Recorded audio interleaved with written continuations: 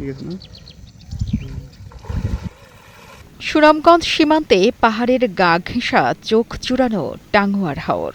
যতদূর চোখ যায় নীল জলের ঢেউ আর সবুজের সমারোহে বেষ্টিত দেশের প্রাকৃতিক জীববৈচিত্র্যের অভয়ারণ্য এই জলভূমি, যার বুক জুড়ে দাপিয়ে বেড়াচ্ছে হাজারো প্রজাতির মাছ, জলজ প্রাণী ও উদ্ভিদ। কিন্তু ক্ষতিকর প্লাস্টিকের অহেতুক ব্যবহারে হুমকির মুখে পড়েছে এসব প্রাণীর জীবন ও হাওরের সৌন্দর্য। স্থানীয় অসচেতন জেলে কিংবা সচেতন পর্যটক সবাই ব্যবহার করছেন এসব প্লাস্টিক। জেলেরা মাছ ধরার জন্য ছাই নামের এক প্রকার প্লাস্টিকের যন্ত্র ব্যবহার করেন, যা পরবর্তীতে পরিত্যক্ত হিসেবে পানিতে ফেলে রাখেন এবং সারা দেশ থেকে বেড়াতে আসা পর্যটকরাও তাদের ব্যবহৃত প্লাস্টিক হাওরেই ফেলে যান। প্লাস্টিক তো অনেক জাতীয়, অনেক কিছু নৌকার পালায় হয়ে যায়, এখন দানের আগের থেকে দানই কমায়। মনে করেন কেত কাজ করতে যায়, অনেক সময় মনে করেন কেতে হাত পাও কাটা যায় প্লাস্টিক দিয়ে, অনেক সমস্যা হয়। দানের ক্ষতি হয়, মানুষের ক্ষতি হয়। পরিত্যক্ত এসব প্লাস্টিক শুকনো মৌসুমেও জমিতে পড়ে থাকে, ফলে ক্ষতিগ্রস্ত হচ্ছেন কৃষকরাও।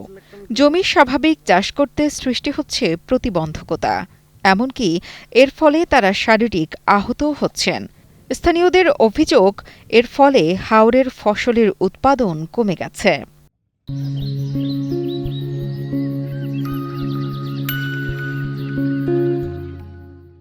তোলের বাইর এইগুলা বাইর হাওড়ো হাতে বর্ষাকালে পাতলে ওরে মানে কৃষি জমিনে ফইরা তাহে, এই জমিনেরও ক্ষতি বেশিরম কৃষকরা এইটার লাগে এই যেন বাঁচতে গিয়া হাত কাটে। ক্ষতিকর এই প্লাস্টিক ব্যবহারের ফলে ধ্বংস হচ্ছে জীববৈচিত্র্যের অন্যতম এই অভয়ারণ্য, যার দীর্ঘমেয়াদী প্রভাব পড়ছে মাছ ও জলজ প্রাণীর প্রজনন ও বিকাশে। এতে কমে আসছে মৎস্য উৎপাদন, ধ্বংস হয়ে যাচ্ছে অক্সিজেনের ভাণ্ডার হরেক জাতের উদ্ভিদ, পাশাপাশি বিচরণ কমছে পরিবেশের ভারসাম্য রক্ষাকারী বিভিন্ন প্রজাতির পাখিরও, যার রাসায়নিক বিষক্রিয়ায় মারা যাচ্ছে মাছ ও জলজ উদ্ভিদ। তেজস্ক্রিয়তা ছড়িয়ে ফসলি জমির উর্বরতাও নষ্ট হচ্ছে। জমিগুলোতে হচ্ছে আপনার যে বর্জ্য আবর্জনা ফেলতেছে, তা হচ্ছে প্লাস্টিকের যে বোতল, তারপর হচ্ছে বিভিন্ন ধরনের আসবাবপত্র ফেলতেছে, তার কারণে বর্জ্য আবর্জনার কারণে কিন্তু আমাদের যে ফসলের জমি উর্বরতা কমে আসতেছে। আসলে এই প্লাস্টিকের কারণে আমাদের হাওরের যে জীববৈচিত্র্য, এটা পুরোটাই ধ্বংসের মুখে আছে বর্তমানে। বিভিন্ন প্লাস্টিকের সরঞ্জাম ইউজ করে যেটার মাধ্যমে তারা মাছ ধরে, সেটা এখন প্রচুর ব্যবহৃত হচ্ছে, যে কারণে দেখা যাচ্ছে যে মাছও বিলুপ্ত হচ্ছে, পাশাপাশি মানে আমাদের যে জমি, কৃষি জমি, সেটাও অনুর্বর হয়ে পড়ছে। মানে পুরোটাই হুমকির মুখে পড়ছে আমাদের হাওর এবং আমাদের জীববৈচিত্র্য। হাওর রক্ষায় স্থানীয়ভাবে উদ্যোগ নেওয়ার পাশাপাশি কিছু কার্যক্রম শুরু হয়েছে। পানিতে জমে থাকা প্লাস্টিক সংগ্রহ, জেলেদের পরিবেশ বান্ধব মাছ ধরার যন্ত্র ব্যবহারের প্রশিক্ষণ ও সচেতনতা কার্যক্রম। তবে বড় পদক্ষেপ ছাড়া হাওরকে রক্ষা করা কঠিন হবে বলে মনে করছেন পরিবেশবিদরা। এগুলো তারা ব্যবহার শেষে জমিতে রেখে দেন বা পানির নিচে থেকে যায়। এরপরে এই প্লাস্টিক থেকে মাইক্রোপ্লাস্টিকের কারণে পানি দূষিত হয়, মাটি দূষিত হয়। এর পাশাপাশি টাঙ্গুয়ার হাওর এখন পর্যটন যেহেতু বিকশিত হয়েছে, ওইখানে পর্যটনকে সঠিকভাবে নিয়ন্ত্রণ না করার ফলে পর্যটকরা সিঙ্গেল ইউজ প্লাস্টিক, যেমন প্লাস্টিকের বোতল, প্লাস্টিকের প্লেট, এগুলো ব্যবহার করছেন। এগুলো আবার পানিতে ফেলছেন, সেগুলো পানিতে প্লাস্টিক দূষণ করছে।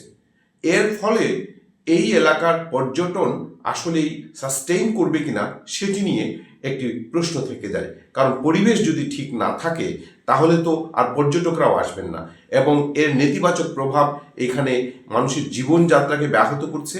এখানে তাদের জেলেদের ইনকাম কমছে, কৃষকদের ইনকাম কমছে। তাই এই প্লাস্টিক দূষণ যে কোনো মূল্যে বন্ধ করতে হবে।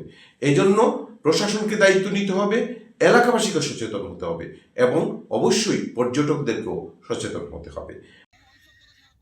টাঙ্গুয়ার হাওরের জন্য প্লাস্টিক বড় হুমকি। এখনই ব্যবস্থা না নিলে দীর্ঘমেয়াদী ক্ষতি হবে, হুমকিতে পড়বে মাছ, পাখি, জলজ উদ্ভিদ সহ পুরো খাদ্য ব্যবস্থা। আমাদের এখানে যে প্লাস্টিক বর্জ্যগুলো ফেলা হয় এটা মূলত যখন পর্যটনের সময়টা আসে বর্ষাকালে, তখন আমাদের যে হাউস বোটগুলো থাকে সেখানে বিভিন্ন প্লাস্টিকজাত পণ্য তারা নিয়ে ওঠে এবং সেগুলো পর্যটকদের মাধ্যমে আমাদের হাওরে মিশে যাচ্ছে। তো এই জন্য আমরা যেটা করি, প্লাস্টিক বোতল বা প্লাস্টিক পণ্য নিতে না পারে, এই জন্য আমরা আমাদের যে হাউস বোটের যারা মালিক তাদেরকে নিয়ে মিটিং করেছি এবং তাদেরকে নির্দেশনা দিয়েছি। জনগণ যে নিজ থেকে মানে সচেতন না হয়, এটা আসলে আমাদের জন্য একটু কঠিন হয়ে যায়। কৃষক আছেন এবং স্থানীয় যারা জনগণ আছেন তাদেরকে আমরা যখন বিভিন্ন জায়গায় যখন আমরা পরিদর্শনে যাই, তখন আমরা জনগণকে সচেতন করি যাতে তারা এই প্লাস্টিক বর্জ্যগুলো না ফেলে। জীববৈচিত্র্যের লীলাভূমি টাঙ্গুয়ার হাওরকে বাঁচাতে প্রয়োজন প্লাস্টিক ব্যবহার রোধের সমন্বিত ও কার্যকরী উদ্যোগ। আইনের যথাযথ প্রয়োগের মাধ্যমে বাঁচাতে হবে এই হাওরের প্রাণ সম্ভার। কেননা হাওর বাঁচলে তবেই বাঁচবে প্রকৃতি, বাঁচবে জীবন ও ভবিষ্যৎ। আল আমিন সালমানের পাঠানো তথ্য ও ভিডিও চিত্রে ডেস্ক রিপোর্ট, কালের কণ্ঠ।